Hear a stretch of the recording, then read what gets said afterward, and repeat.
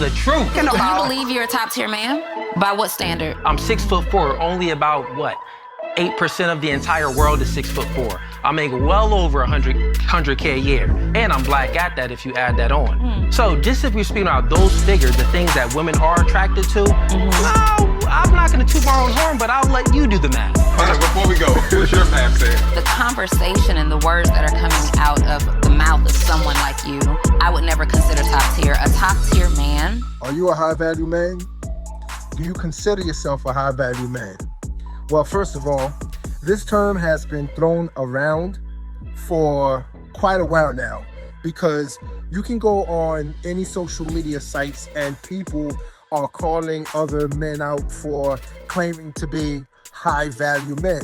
Even Kevin Samuels, he was one of those people who advocated for high value men.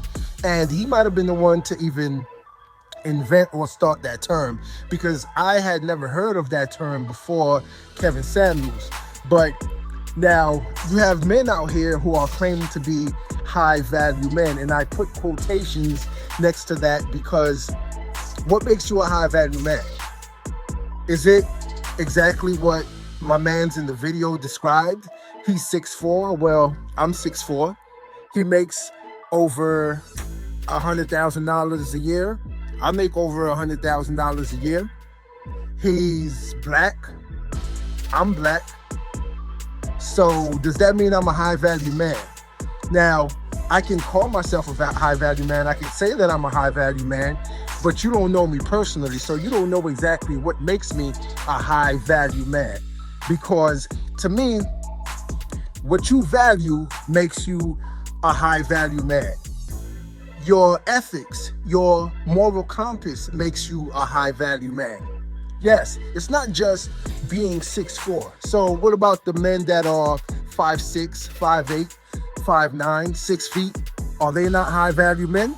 What about the men that don't make $100,000 or more a year? The ones that make $70,000 a year? What about the ones that make $90,000 a year? They still take care of their families and they're still there for their kids and their wives. So does that mean they're not high value men? We have to take into consideration that certain characteristics us men have does not necessarily make you a high value man. That is so shallow. It's very shallow to say that you're a high value man based on this description of your height and your wallet. No.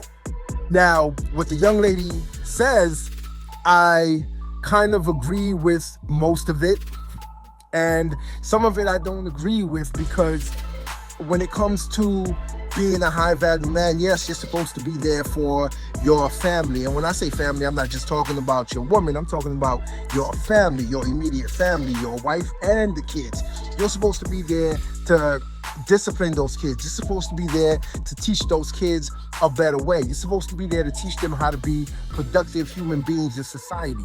Now, you could be a 6'4" black man making over $100,000 a year, but don't give a damn about your kids. You don't give a damn about your wife. You're cheating on your wife. You're coming in late after a one-night stand. You're beating on your kids. You're talking shit to your kids. Does that make you a high-value man? No, it actually doesn't. It makes you lesser than. But you still make $100,000 or more a year. You're still 6'4". You're still black. And the colorism, I don't understand that part either, because what about a 6'4" white man that makes over $100,000 a year? Does that not make him a high value man based on those characteristics?